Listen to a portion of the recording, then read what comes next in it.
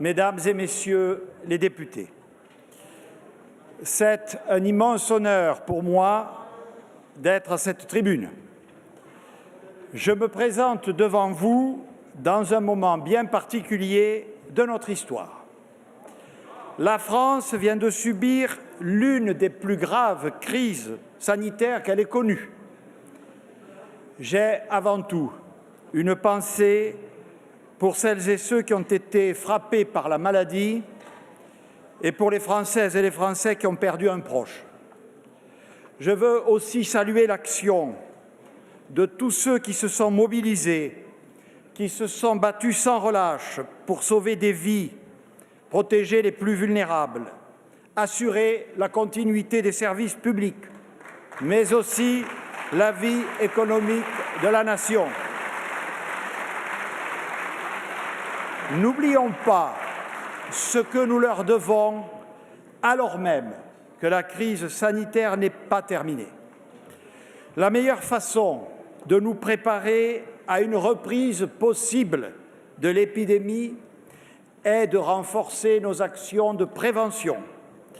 Cela passe nécessairement par le développement du port du masque et une intensification de notre politique de dépistage. Ce que nous devons par-dessus tout éviter, c'est un retour à des formes strictes et larges de confinement dont nous connaissons désormais le coût humain et économique. Cela reposera sur la mobilisation de tous, au premier rang du gouvernement que j'ai l'honneur de diriger. Face à la crise, nous avons tenu bon, collectivement. Vous le savez, vous y avez contribué. Je veux ici rendre hommage au travail d'Édouard Philippe et de son gouvernement.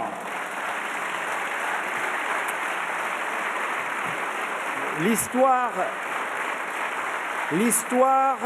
se souviendra des réformes ambitieuses qu'il a menées avec le soutien sans faille de la majorité que je salue.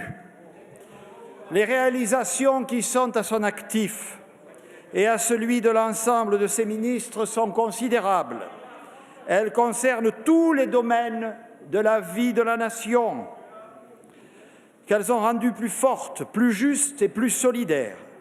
Je veux rappeler que lorsque la crise du coronavirus s'est abattue sur notre pays, le chômage, mesdames et messieurs les députés, était au plus bas depuis plus de 10 ans, que le pouvoir d'achat connaissait sa plus forte progression depuis 10 ans, que la France était devenue le pays le plus attractif d'Europe. Je veux souligner aussi l'œuvre de transformation engagée dans les secteurs aussi majeurs que l'éducation, le travail, les mobilités, le logement ou encore la santé. L'histoire retiendra aussi le courage et le sang-froid avec lesquels Édouard Philippe a affronté la crise. J'en ai été personnellement le témoin direct au cours des derniers mois.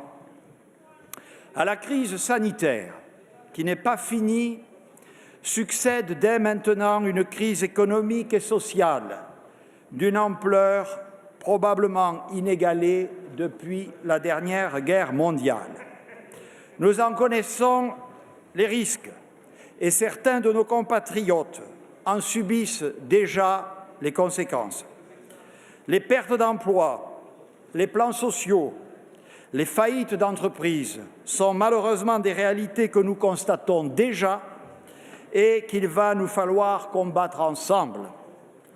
Les crises ont ceci de singulier, mesdames et messieurs les députés, qu'elles jouent le rôle de révélateur. Celle que nous avons traversée a montré à quel point les Françaises et les Français ont des ressources. Ceux que nous avons vus, ce sont des femmes et des hommes engagés, solidaires, inventifs et responsables. Mais quand la tempête souffle, éclatent aux yeux de tous les fragilités qu'on préférait ignorer.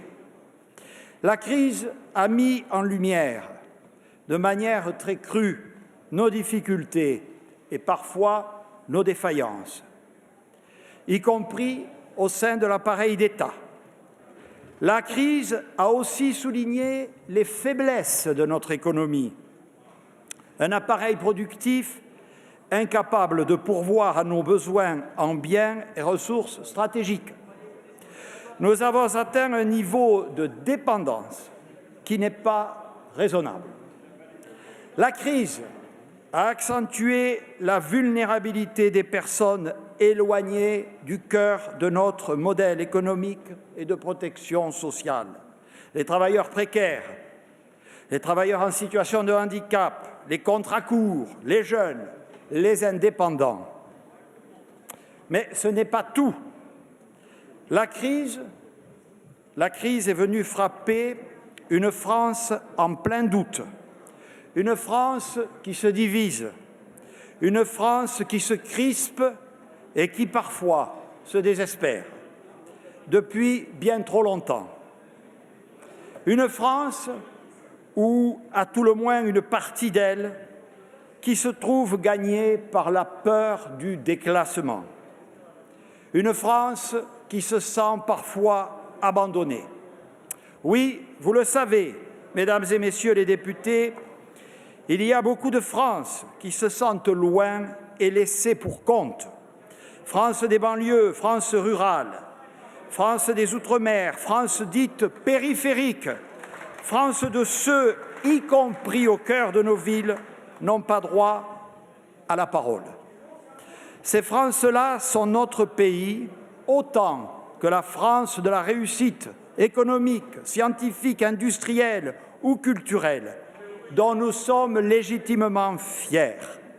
Et ce sera notre première ambition immense, réconcilier ces Frances si différentes, les souder ou les ressouder, faire que, de part et d'autre, on s'écoute, on se reconnaisse, on se comprenne, que l'on contribue à restaurer cette valeur cardinale qui soude les sociétés, comme les valeurs humaines, la confiance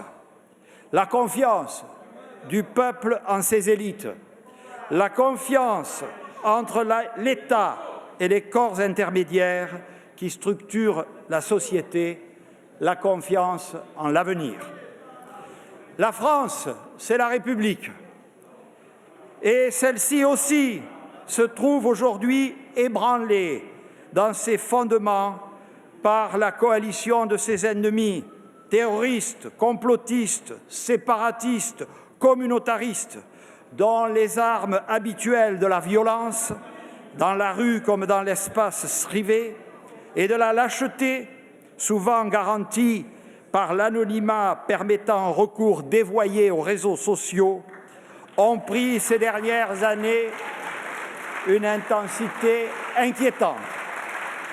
Vous le savez, car vous en êtes régulièrement victime. Je suis, comme simple citoyen, comme maire de terrain depuis 12 ans, engagé au service des autres.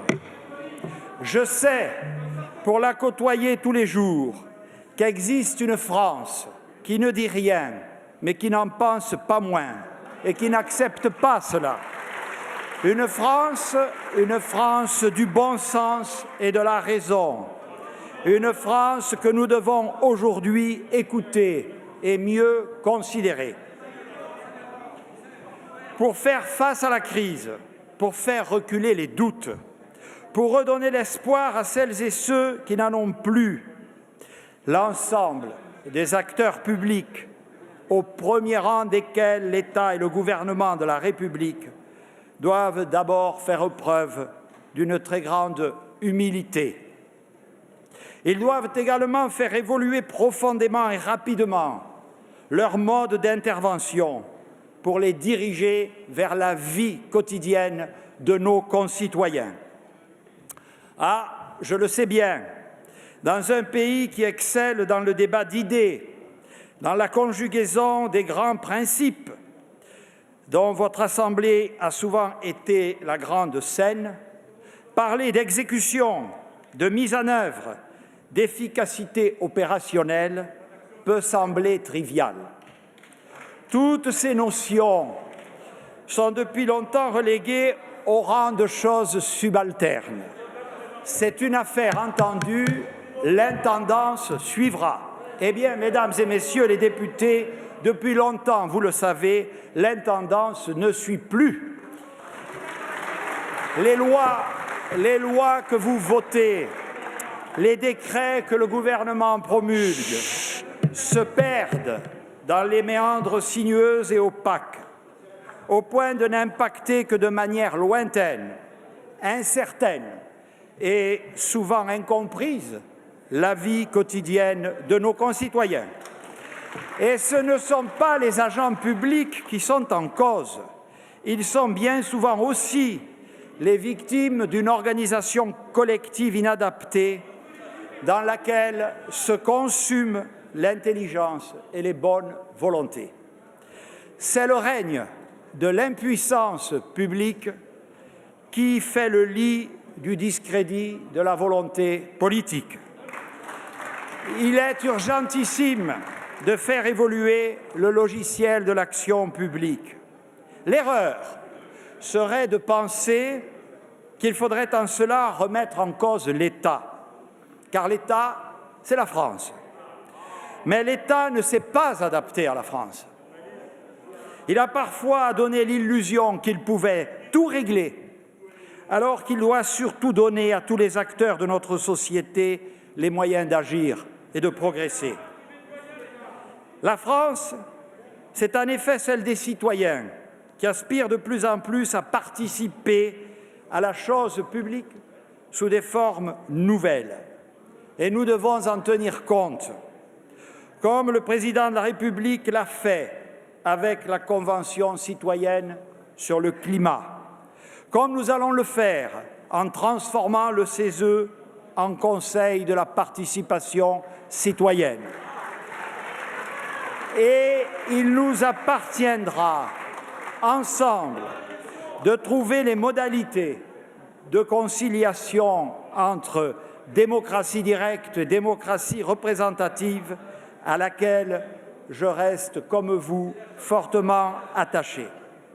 La France, c'est aussi celle des forces vives et des partenaires sociaux qui structurent notre démocratie sociale. Le dialogue, l'écoute, la recherche du compromis, voilà les leviers d'une démocratie apaisée. J'ai toujours cru aux vertus du dialogue social. Toute ma vie publique en atteste. Vendredi, je réunirai à Matignon l'ensemble des partenaires sociaux pour tenter de nous accorder sur une méthode et un calendrier de discussions et de concertation sur l'ensemble des sujets qui sont sur la table pour les semaines et les mois à venir, à commencer par le plan de relance de notre économie. La France, mesdames et messieurs les députés, c'est aussi celle des territoires, avec leurs identités et leurs diversités. C'est à cette France des territoires, à cette France de la proximité, que nous devons impérativement faire confiance, car c'est elle qui détient en large part les leviers du sursaut collectif. Les territoires, c'est la vie des gens. Libérer les territoires, c'est libérer les énergies. C'est faire le pari de l'intelligence collective. Nous devons, mesdames et messieurs, réarmer nos territoires. Nous devons investir dans nos territoires. Nous devons nous appuyer sur nos territoires. Pris par le haut, tous les sujets deviennent des objets de posture ou de division. Sur le papier, on n'en fait jamais assez. Mais traités en partant du bas, par les gens, donnant à nos concitoyens, et notamment aux plus jeunes d'entre eux, l'occasion concrète, visible, mesurable de s'impliquer, alors cela change tout.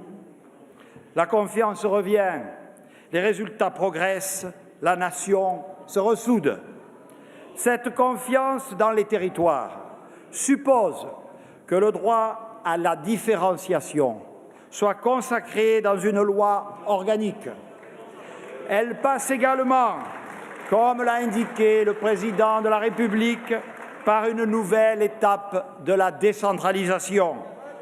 Elle repose tout autant sur une évolution profonde de l'organisation interne de l'État. Je m'étais fait le défenseur, à l'occasion de la mission qui m'avait été confiée par le précédent gouvernement sur le déconfinement, du couple maire-préfet de département. Notre intention est de rendre rapidement plus cohérente et plus efficace l'organisation territoriale de l'État, en particulier au niveau du département.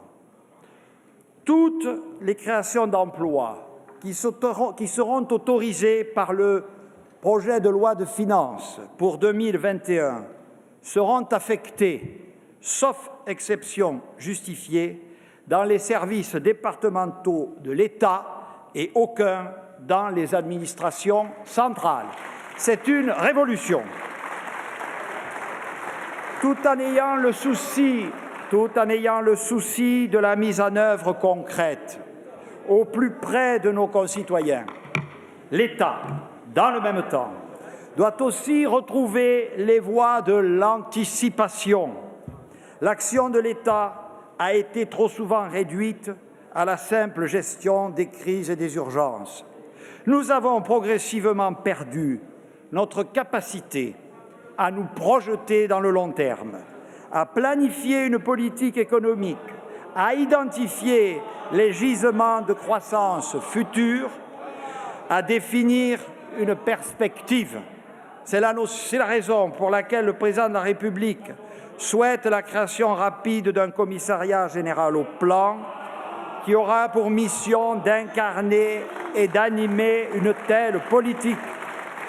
C'est aussi, mesdames et messieurs les députés, c'est aussi le sens de la loi de programmation annuelle de la recherche qui sera présentée au Conseil des ministres dès la semaine prochaine et permettra un réinvestissement massif de 25 milliards d'euros dans la recherche publique pour les 10 prochaines années.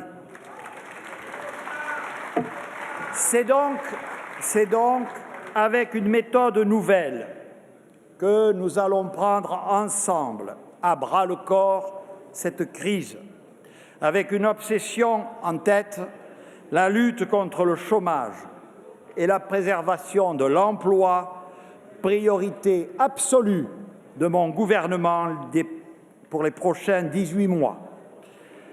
La première urgence, parce que ce sont toujours les premiers touchés par la crise, parce qu'ils sont l'avenir, ce sont les jeunes.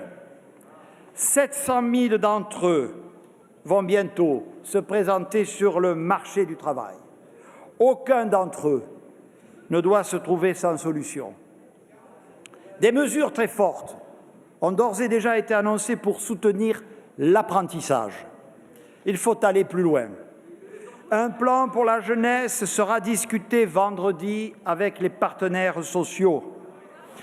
Premier impératif, favoriser l'embauche. L'État y aidera, comme l'a annoncé le chef de l'État, avec un dispositif exceptionnel de réduction du coût du travail à hauteur de 4 000 € par an pour les jeunes de moins de 25 ans jusqu'à 1,6 SMIC dans toutes les entreprises et pour une durée d'au moins 1 an. Deuxième impératif, lutter contre le décrochage durable des jeunes qui sont les plus éloignés de l'emploi. 300 000 parcours et contrats d'insertion permettront d'aller toucher les jeunes les plus en difficulté et 100 000 places de plus en service civique. Troisième impératif, soutenir les étudiants, notamment les plus modestes, qui se retrouvent en difficulté avec moins d'accès aux petits boulots. Dès la rentrée, les repas dans les restaurants universitaires seront à 1 € pour les étudiants boursiers. Au-delà de ces mesures d'urgence, nous devons recréer les conditions d'une croissance économique plus robuste, plus innovante, plus écologique et plus solidaire. C'est la finalité du plan de relance que nous lancerons dès le début du mois de septembre. Il portera sur 100 milliards d'euros et il couvrira tous les grands secteurs économiques et tous les territoires. Ce plan investira d'abord dans notre atout le plus précieux, les femmes et les hommes de ce pays. D'abord, en préservant l'emploi au travers des dispositifs d'activité partielle qui mobiliseront 30 milliards d'euros cette année et encore 8 milliards l'année prochaine pour soutenir l'emploi et les salaires dans les entreprises confrontées à une baisse durable de leur carnet de commandes. Mais la clé, encore et toujours, c'est la formation. Dans une économie qui évolue très vite, le développement des compétences est la meilleure des protections pour garder, trouver ou retrouver un emploi. Sur ce sujet, beaucoup a été fait depuis 2017. Mais nous devons faire davantage encore en investissant 1,5 milliard supplémentaire dans la formation et en invitant les régions à amplifier leurs propres interventions. Les personnes qui s'orienteront vers les formations dans ces secteurs en tension verront leur compte personnel de formation abondé. Nous nous fixons un objectif de 200 000 places supplémentaires de formation en 2021, notamment au bénéfice des jeunes et des demandeurs d'emploi. Enfin, pour tenir compte du contexte de la crise, nous allons aménager la réforme de l'assurance chômage. Ce sera l'un des points que nous aborderons vendredi dans le cadre de la conférence du dialogue social. Ce plan de relance, mesdames et messieurs les députés, sera un plan de reconquête économique et territoriale. L'économie, c'est l'initiative et l'entreprise. Dès le début de la crise sanitaire, un soutien massif, sans précédent et sans équivalent en Europe, a été apporté aux entreprises de notre pays, avec des interventions ciblées sur les filières stratégiques comme l'automobile et l'aéronautique. Cette mobilisation nous a permis d'éviter le pire et doit nous permettre maintenant d'engager un travail de reconstruction. La crise en a apporté une nouvelle confirmation. Il faut en effet transformer notre appareil productif. Notre industrie s'est affaiblie. Nous avons vu certains de nos fleurons industriels et technologiques passer sous pavillon étranger sans que nous puissions ou souhaitions réagir. Nous sommes aujourd'hui trop dépendants de nos partenaires extérieurs et insuffisamment présents sur certains secteurs stratégiques. Nous consacrerons, dans le cadre du plan de relance, 40 milliards d'euros pour que cela change. Nous allégerons les impôts qui pèsent sur la production en France. Nous développerons sur notre territoire les technologies d'avenir. Nous réduirons notre empreinte carbone. Nous accélérerons la numérisation des entreprises comme des administrations. Dans de nombreux domaines, notre souveraineté économique doit également se construire à l'échelle de l'Europe. Nous veillerons à une adaptation des règles de la concurrence européenne afin de favoriser l'émergence de champions industriels européens. L'économie, ce sont aussi les territoires. Nous allons soutenir les investissements des collectivités territoriales orientés vers le développement durable et l'aménagement du territoire. Nous accélérerons en particulier tous les projets sur les réseaux qui permettent de structurer et de développer ces territoires. Déploiement du très haut débit, modernisation des réseaux d'eau et d'assainissement, sauvegarde des petites lignes ferroviaires. S'agissant du plan de rénovation urbaine visant à restaurer la République dans les quartiers et à permettre l'émancipation de leurs habitants, il faut que, d'ici la fin de l'année prochaine, les travaux aient effectivement démarré dans 300 des 450 quartiers concernés.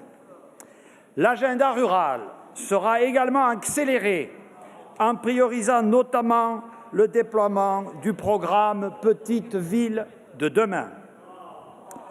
Ce plan de relance, mesdames et messieurs les députés, sera un accélérateur puissant de la transition écologique. Ce gouvernement veut gagner la bataille pour le climat, la protection de la nature et la biodiversité, faire de l'économie française l'économie la plus décarbonée d'Europe. L'écologie n'est pas l'apanage d'une génération, d'une classe sociale, des quartiers de certaines villes ou d'un parti. L'écologie, c'est notre affaire à tous. Elle doit être créatrice de richesses. Je crois en la croissance écologique, pas à la décroissance verte. Le plan de relance intervient au moment où la Convention citoyenne pour le climat vient de rendre, au terme d'un remarquable travail, ses propositions. Elles vont désormais faire l'objet de travaux associant les groupes parlementaires, les partenaires sociaux et les administrations, afin que, comme l'a annoncé le Président de la République, un projet de loi spécifique puisse être présenté à la concertation au début de l'automne. Le plan de relance proposera de mobiliser plus de 20 milliards d'euros pour la rénovation thermique des bâtiments,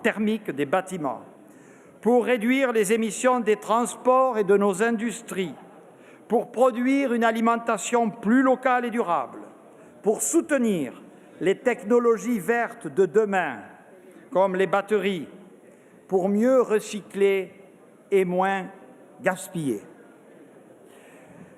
Nos entreprises aussi doivent évoluer et les investissements massifs du pacte productif vont les y aider. Nous pouvons redevenir une grande nation industrielle grâce et par l'écologie. Mais la transition écologique interroge aussi le quotidien de chaque citoyen, sa façon de consommer, de se déplacer, de se loger. Rien ne serait plus inefficace ou injuste que de demander à certains de nos concitoyens, qui n'en ont tout simplement pas les moyens, de changer brutalement leur mode de consommation ou de déplacement. À nous de concilier transition écologique et pouvoir d'achat. La solution, c'est d'accompagner individuellement les Français en matière de logement, en finançant leurs projets de rénovation thermique, en matière de transport, grâce à la prime à la conversion, mais aussi en structurant mieux le marché de l'occasion et en s'appuyant sur la location de longue durée. Tous les investissements dans la filière agricole seront accélérés afin de développer une alimentation de qualité locale, accessible dans toutes les villes et villages de France. Pour lutter contre l'artificialisation des sols, promouvoir les circuits courts et les petits commerces, nous mettrons en place un moratoire pour l'installation de nouveaux projets de centres commerciaux dans les zones périphériques.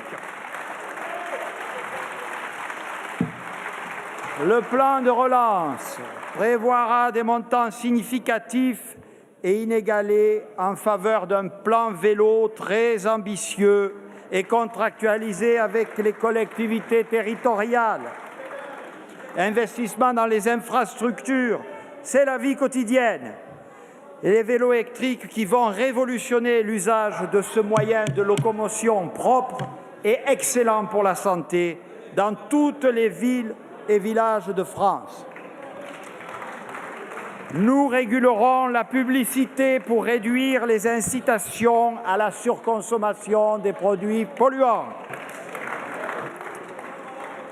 Mesdames et messieurs, afficher des intentions, c'est bien. Prévoir les conditions de leur mise en œuvre concrète, c'est mieux. C'est donc dans les territoires que nous mettrons en application, à chaque fois que cela sera possible, les mesures du plan de relance, de lutte contre le chômage et de reconquête de l'économie. Les collectivités locales, les partenaires sociaux, les forces vives et les citoyens seront associés, responsabilisés, impliqués dans un cadre organisé par bassin d'emploi ou territoire pertinent.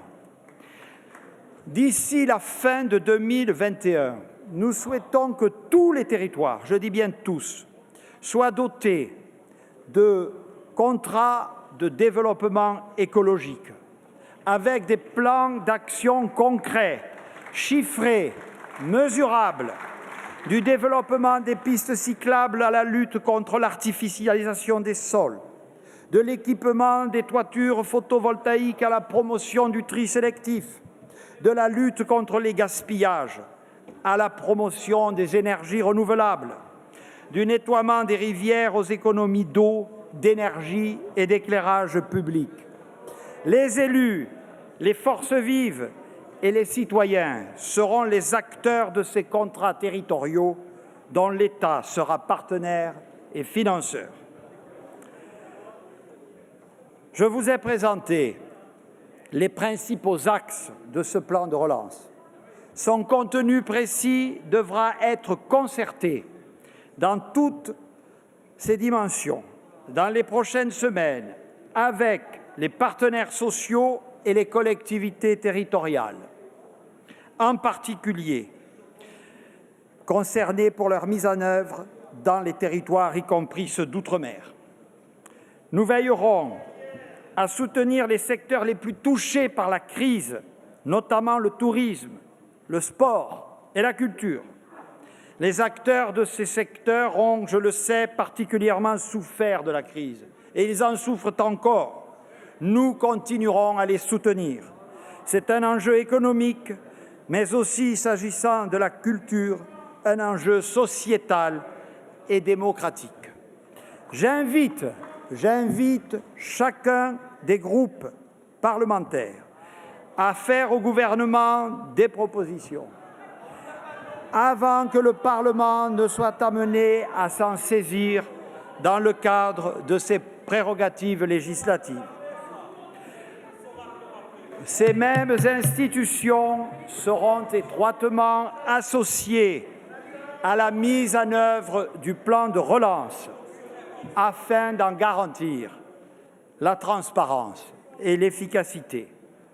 Le gouvernement présentera tous les 2 mois un point précis de la mise en œuvre de ce plan de relance, de ses impacts et de ses résultats.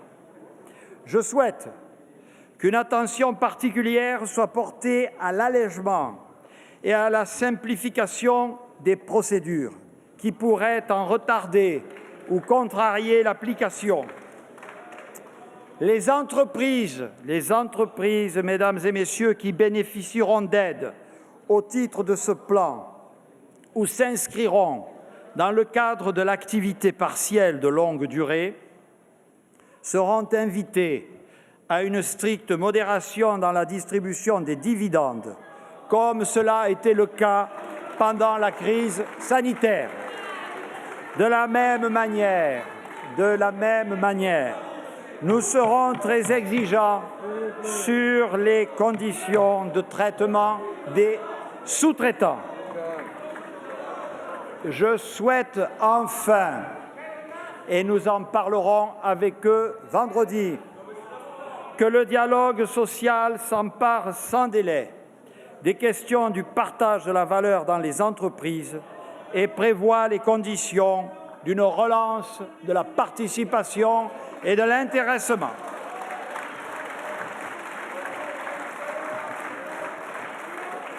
« 100 milliards d'euros, ce n'est pas rien, mais c'est une nécessité vitale. Bien sûr, ce plan de relance aura aussi un coût pour les finances publiques. Dans une telle situation de crise, la réponse ne saurait être l'austérité budgétaire qui ne ferait qu'aggraver les choses. Autant nous devons assumer le sérieux budgétaire sur nos dépenses de fonctionnement, autant nous devons ensemble assumer cet investissement massif qui, et c'est une grande innovation par rapport à la crise de 2008, bénéficie d'un soutien exceptionnel de l'Union européenne que la France a su négocier. Mesdames et messieurs les députés, dépenser sans transformer, c'est de la dépense courante. Dépenser en transformant, c'est de l'investissement pour l'avenir. La part conjoncturelle de la dette liée à cette crise fera l'objet d'un cantonnement. Mesdames et messieurs les députés, lutter contre la crise, c'est donc prendre sans délai les mesures vigoureuses de protection et de relance que la situation commande. C'est également ressouder notre communauté nationale en confortant notre pacte social et républicain. Nous ne retrouverons pas l'unité sans une attention accrue aux plus vulnérables d'entre nous. Ils ont été davantage touchés par la crise sanitaire, révélant de vraies inégalités en santé. Ils seront également les plus fortement affectés par la crise économique. Nous avons pris des mesures de soutien fortes pendant le confinement. Aide à 4 millions de foyers précaires, aide aux jeunes, plan d'aide alimentaire d'urgence. Eh bien, la solidarité nationale doit continuer à jouer à plein pour éviter une crise sociale majeure et des drames humains individuels désastreux. Des mesures de soutien pour nos concitoyens les plus précaires seront donc prises. L'allocation de rentrée scolaire sera revalorisée de façon exceptionnelle dès la rentrée de septembre. Le plan pauvreté lancé par le précédent gouvernement sera poursuivi et amplifié en fonction de l'évolution de la conjoncture.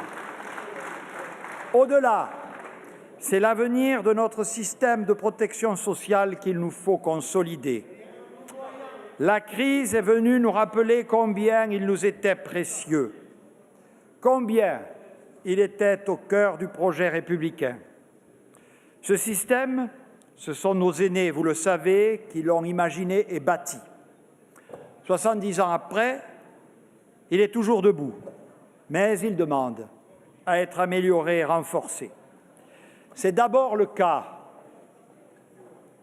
de notre système de santé, qui a été rudement mis à l'épreuve au cours de la crise et justifie aujourd'hui un investissement inédit de la Nation.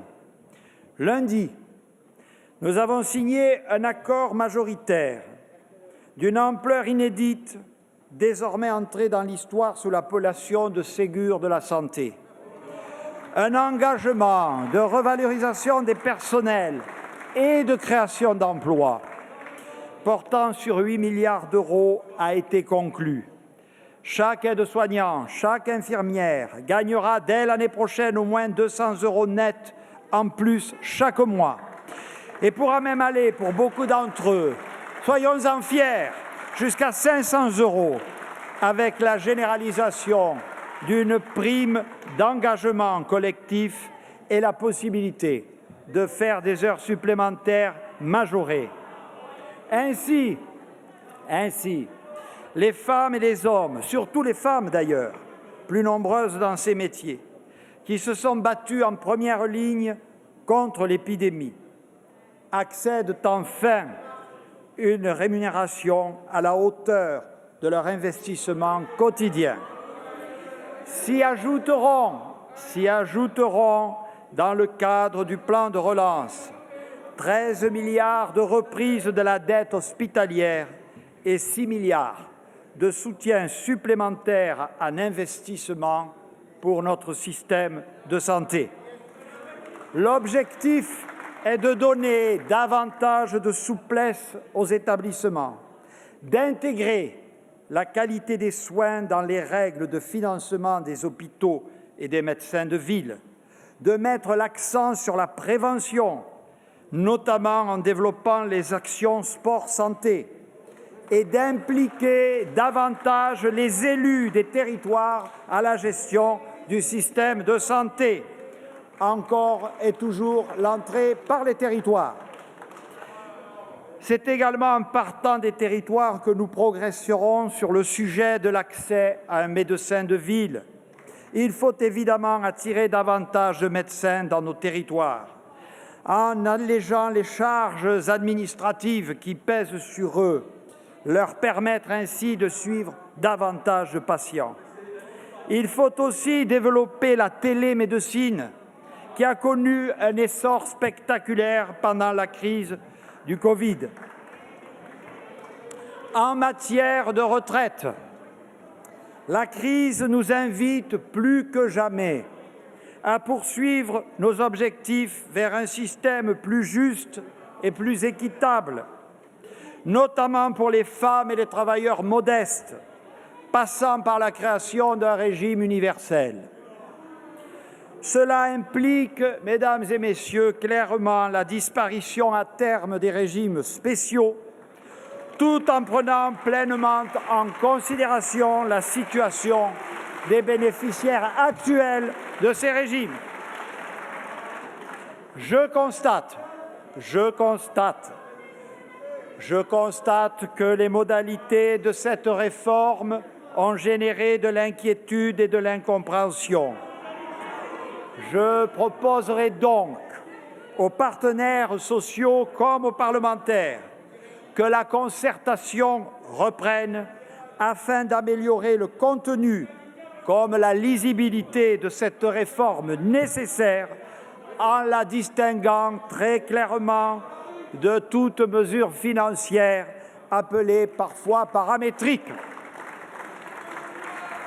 Autre réforme qui sera mise au crédit de ce gouvernement et d'une majorité que j'espère la plus large possible, la création du 5e risque de la sécurité sociale pour la prise en charge de la dépendance liée au grand âge, qui constituera, vous le savez et vous le souhaitez, une avancée historique. Je souhaite que les travaux engagés, notamment par vous, puissent se poursuivre selon des modalités que nous arrêterons en lien avec les partenaires sociaux. Cette avancée, si souvent annoncée, si longtemps attendue, devra aboutir avant la fin du quinquennat. Vouloir préserver notre pacte social nous oblige aussi à en garantir la soutenabilité dans la durée. La crise économique, encore elle, qui nous frappe, se traduira par un déficit de la sécurité sociale qui devrait dépasser 50 milliards d'euros à la fin de l'année. C'est évidemment considérable, même si nous devons faire la part des choses. Ce qui relève d'une dégradation conjoncturelle liée aux circonstances exceptionnelles de la crise n'a pas vocation à peser sur nos niveaux de couverture sociale et sera donc financé dans le cadre de la dette Covid. Ce qui révélerait d'une dégradation plus structurelle de nos comptes sociaux exigera des mesures de retour vers l'équilibre. Nous en parlerons vendredi prochain avec les partenaires sociaux pour définir une méthode et un calendrier. Mais je veux vous dire dès aujourd'hui ma conviction. Il n'est pas envisageable, dans le contexte que nous traversons, de demander aux Français un effort fiscal supplémentaire. Il n'est pas davantage indiqué de prendre à court terme des dispositions qui viendraient contrarier la préservation de l'emploi et de la lutte contre le chômage, qui sont nos premières priorités. C'est en favorisant le retour à une croissance riche en emplois et en travaillant davantage que nous pourrons restaurer les équilibres dans la durée. Autant que notre protection sociale, mesdames et messieurs les députés, notre pacte républicain constituera le plus solide des remparts contre la crise. Plus que jamais, il est de notre devoir collectif de le conforter. Le premier rempart de notre République, c'est l'école. La France peut être fière de son corps enseignant. Depuis 3 ans, une profonde refondation de l'école a été engagée.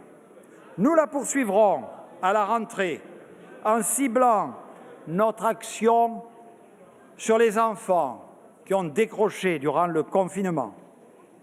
Je veux dire ici aussi mon attachement à l'éducation artistique, au sport à l'école et enfin, et j'y insiste, à l'école inclusive. Je serai extrêmement vigilant à la scolarisation des élèves handicapés à la rentrée, eux qui ont été plus que les autres impactés ces derniers mois par la crise.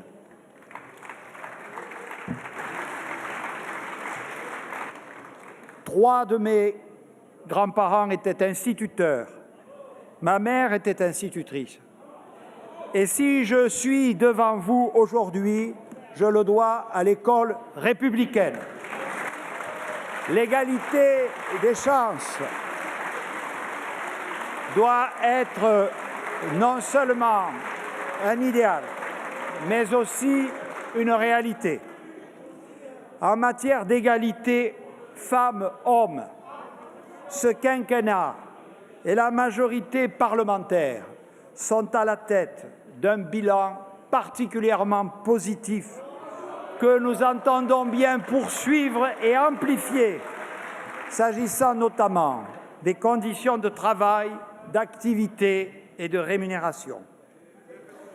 La République, c'est la laïcité comme valeur cardinale, comme fer de lance de la cohésion de la société. Mon gouvernement la défendra avec intransigeance. Aucune religion, aucun courant de pensée, aucun groupe constitué ne peut s'approprier l'espace public et s'en prendre aux lois de la République. En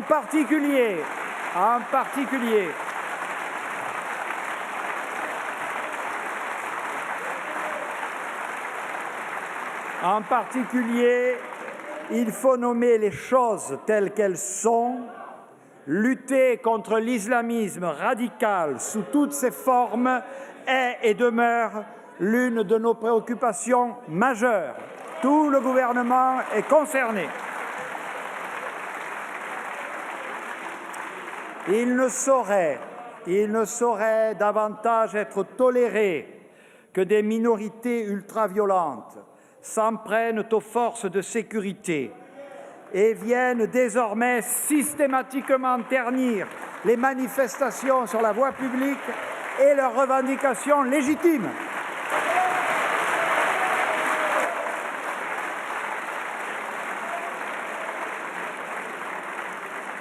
Les violences commises récemment dans les quartiers des Grésilles et de Chenôve à Dijon, où je me suis rendu, l'attaque ignoble contre un chauffeur de bus à Bayonne, les guet-apens tendus aux représentants des forces de l'ordre et à nos pompiers dans certains quartiers, les trafics en bas des cages d'escalier, la banalisation de la délinquance du quotidien sont autant de faits inacceptables qui exaspèrent à juste titre les Français. Ils appellent une réponse de l'État ferme et sans complaisance. Il n'est pas davantage acceptable que des violences soient perpétrées sur des personnes à raison de leurs pratiques religieuses, de leur orientation sexuelle ou de leur couleur de peau. Toutes ces formes de violence, notamment conjugales, toutes ces formes de discrimination, de racisme, d'antisémitisme, où qu'elles se nichent, seront combattues avec la dernière énergie. Un projet de loi contre les séparatismes sera présenté en Conseil des ministres à la rentrée pour éviter que certains groupes ne se referment autour d'appartenances ethniques ou religieuses. À nos policiers et gendarmes, à toutes les forces de sécurité et à tous les acteurs de la prévention, je souhaite ici exprimer, au nom de la Nation, mon profond respect et ma gratitude. Ils forment la première ligne de l'ordre républicain et exercent leur mission dans des circonstances qui sont parfois extrêmement délicates. Je veillerai à ce qu'ils puissent obtenir tous les moyens matériels et humains nécessaires pour conduire leur mission, à ce qu'ils puissent être là où ils sont entendus, sur le terrain, en les déchargeant de tâches administratives parfois chronophages.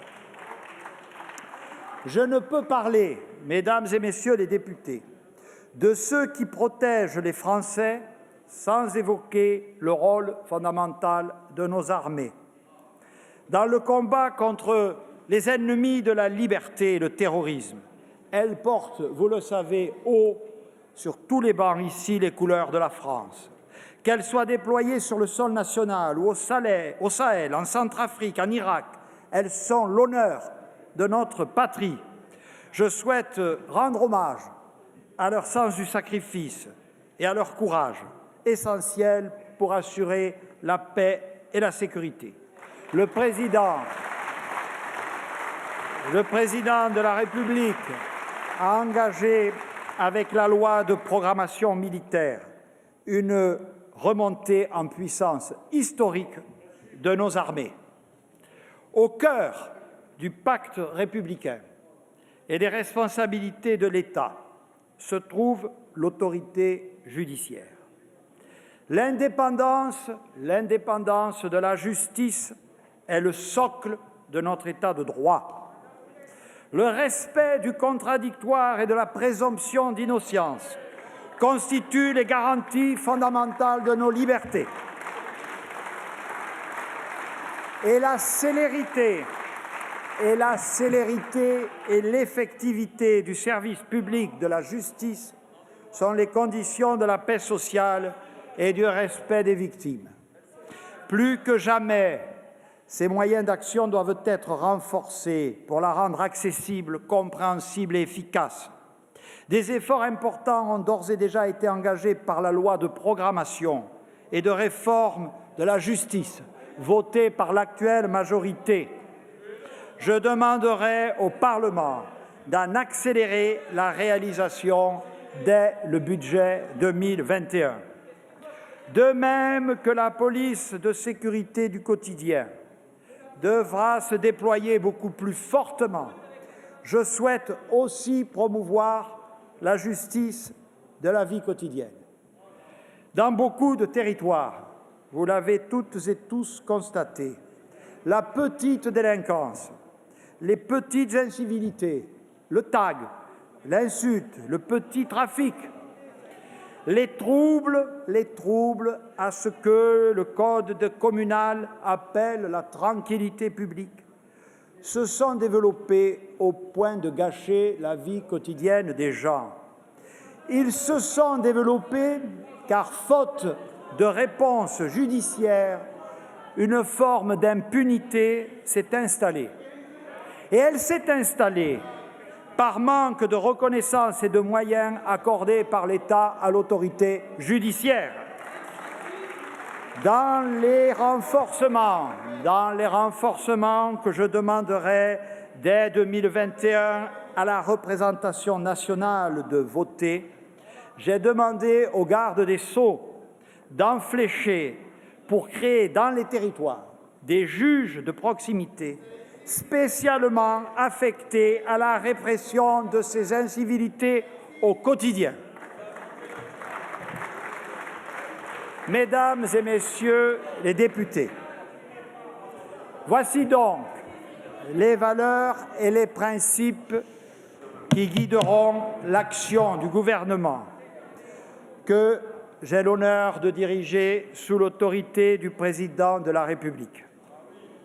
Celui-ci a été élu en 2017 avec une ambition claire, dire la vérité, travailler avec toutes les femmes et tous les hommes de bonne volonté, obtenir des résultats concrets le plus rapidement possible. Ce projet demeure plus que jamais d'actualité et je souhaite avec vous que nous fassions avancer la France. Les défis qui se présentent à nous sont immenses, mais j'ai confiance dans notre pays et dans les Français pour les relever. J'ai confiance dans notre ingéniosité collective, dans notre énergie, dans notre capacité à rebâtir un esprit de conquête. J'ai confiance en notre capacité à nous unir pour faire vivre notre modèle républicain et permettre à la France de surmonter cette nouvelle épreuve. Oui, notre pays doit être uni pour affronter les temps difficiles qu'il traverse. Je tends la main aux représentants de la nation, aux partenaires sociaux, aux forces vives, aux territoires, à tous nos concitoyens, pour qu'ils puissent s'impliquer le plus largement dans l'œuvre de protection et de reconstruction que je vous propose d'engager aujourd'hui. J'ai réuni autour de moi un gouvernement de combat, un gouvernement de femmes et d'hommes plus déterminés que jamais, au plus près du terrain, dans une logique de concertation et de proximité qui est la raison d'être de ce gouvernement. Mesdames et Messieurs, nous avons 600 jours devant nous, 600 jours pour protéger les Français, leurs emplois et leur pouvoir d'achat face à la crise, 600 jours pour réinventer nos façons de faire et mettre l'écologie au cœur de notre action et de nos territoires, 600 jours pour conforter l'autorité de l'État et préserver notre pacte social, 600 jours pour bâtir les fondations de la France de demain. Dans ces temps troublés, je le dis à la représentation nationale, nous avons une boussole, la République. La République, c'est notre ciment. La République, c'est notre espérance.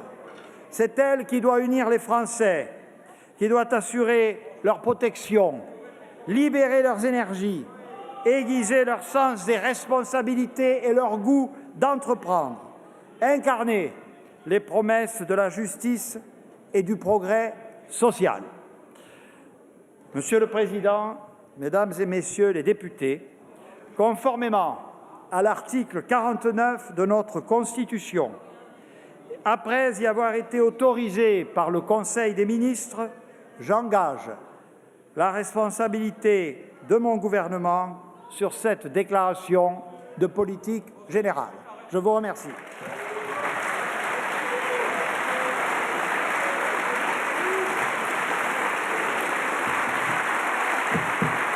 Merci, Monsieur le Premier ministre.